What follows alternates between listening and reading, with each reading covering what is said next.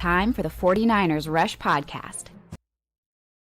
Welcome back to another edition of our 49ers roster countdown. And today's episode got me a little scared. I hate this number. I don't like where I have him. Number 75 and whatever position he plays. I want to put defensive tackle on there because I think that's where he'll end up. But center, offensive guard, fullback, undrafted free agent out of Mercer. The first player ever to make it to the NFL out of Mercer, Jason Poe. Now, why do I have him at 75? This entire list, the premise is who has the biggest impact on the 2022 season. This is not a long-term list, 1 through 90. That's if it was, I'd probably put Jason Poe in the 50s, maybe even higher, maybe back into the 40s, because this dude is going to be starting in the league in a year and a half, or he's not going to be in the league. This is a boom-bust prospect with elite, not good, not great, elite athleticism. And his story in which he got to the NFL is equally amazing. The 49ers continue to bring in guys. They're shooting for the rooftops, man. That's what this is. Now, his jersey number, he's wearing 62, which should tell you a little bit of something about where they have him. They have him playing guard, and that's predominantly every single one of his starts at the collegiate level were at guard, no matter where he was. So, you talk about what he's 6'1", which is much shorter than most guards in the NFL, 300 pounds, okay, a little bit on the light side, 23 years old, and he's entering his rookie season. Now, his journey is interesting to say the least. Back-to-back profiles now that we've done Southern Georgia players. Jason Poe went to Fitzgerald High School, which is a South Georgia Title I school. And if you want to know how South they are, their mascot is the Purple Hurricanes. So, yeah, they're right on top of Florida, and they get a lot of that hurricane weather that comes through there. And, not a prominent athletic high school, a smaller school for sure. Then he goes to college, where he bounced around, was at Hutchinson Community College. Then he went to Lenore-Rhine. Then he went to Mercer. I mean, this dude has traveled. There's no doubt about it. And finished his career with the Mercer Bears, and where he was named team captain. So not a lot of teams have a guard as their team captain. And I think that kind of illustrates, even though he was only there for 1 year, sorry. He was just there for 1 year. Got 10 starts there, named team captain. His very first year in the program. The kid is different. Didn't get invited to the combine. Makes his own combine highlight video. Went crazy. 49ers met with him several times before the draft, and a lot of the draft write-ups and things that are out there on him had him as a 6th or 7th round draft pick. Now, in one of the deepest drafts in memory because of the COVID exemption year where players could stay for 5 years, whatever, he got pushed to the undrafted free agent status, which is great for the 49ers. Now, Mercer, again, 0 players in the NFL besides Poe currently. And, man, he was so bad out of high school. Whenever he went to Hutchinson Community College, they tried to convince him to be a manager.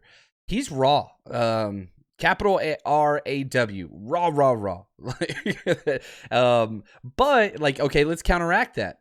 Mike Renner of PFF said that he's the best pulling guard in college football. His athleticism jumps off the screen continuously.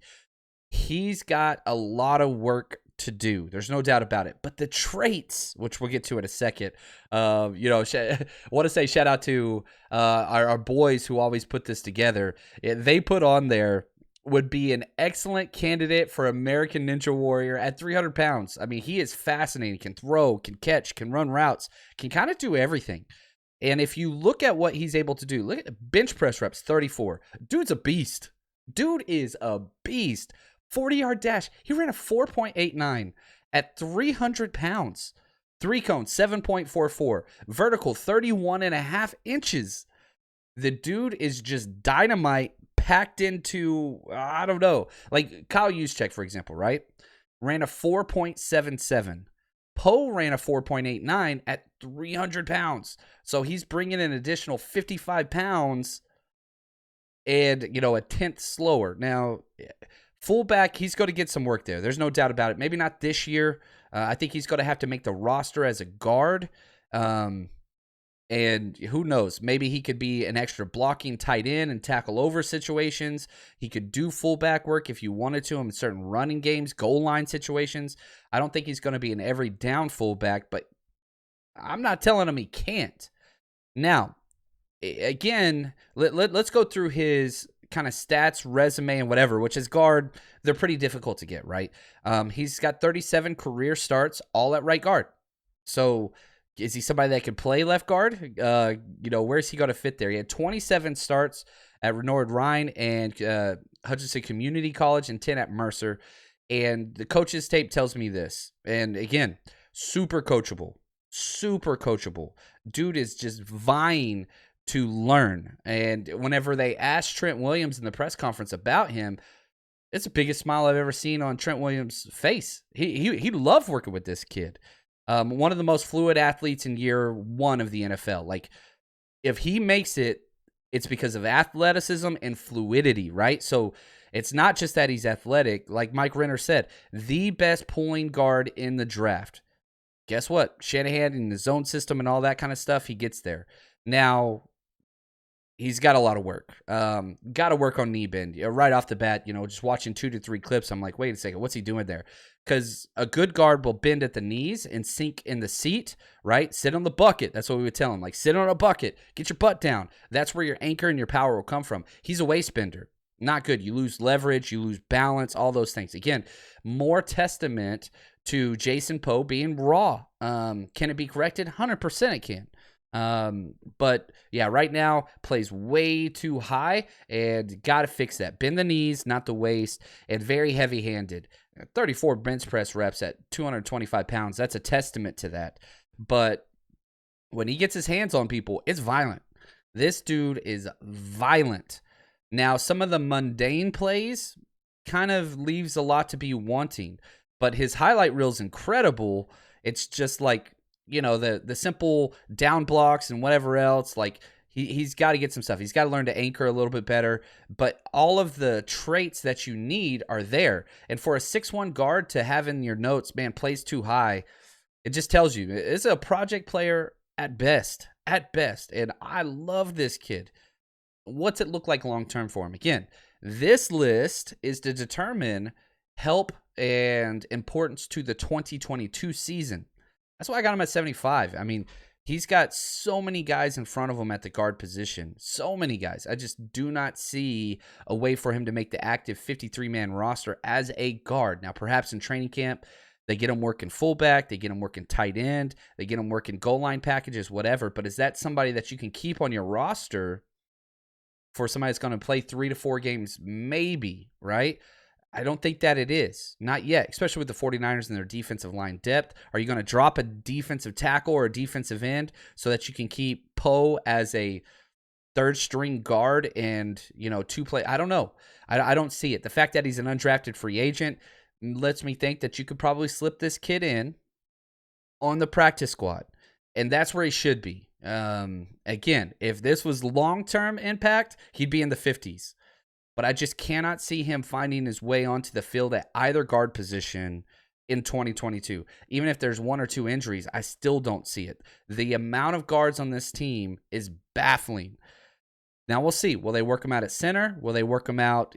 He could be anywhere. You know what I mean? But he's got to climb just because of the experienced bodies that are around. I do not, again, just as evenly as I see him not making the 53-man roster, that exact same level of confidence, he has to be on the practice squad. Jason Poe is why the practice squad was invented.